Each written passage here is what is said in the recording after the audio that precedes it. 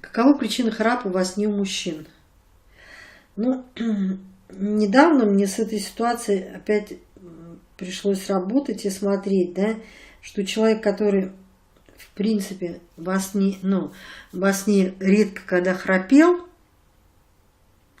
редко там, или там это сопел, или там еще что-то, что храп это для него, непостоянное состояние, да, не каждый сон и так далее, довольно-таки редко.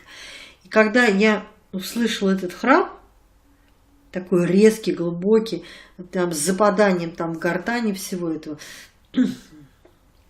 я стала смотреть, почему это происходит. И я, в принципе, разглядела, что там идет очень глубочайшая коррекция, когда у человека, по сути, отсутствует полностью контроль даже физического тела. И когда такая ситуация произошла, я разглядела, что там была именно коррекция шла. Потому что я отработала с этим человеком.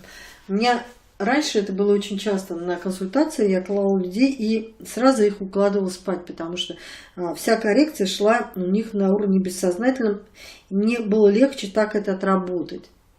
Вот в этом случае было то же самое. И человек, который не храпит, это так сильно, во время вот этой коррекции, которую я делала, храп был очень сильный.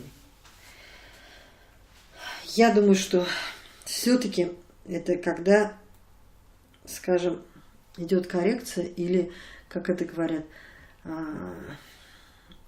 душа ушла в астрал, да, решать какие-то там свои вопросы, проблемы, и тело осталось без контроля.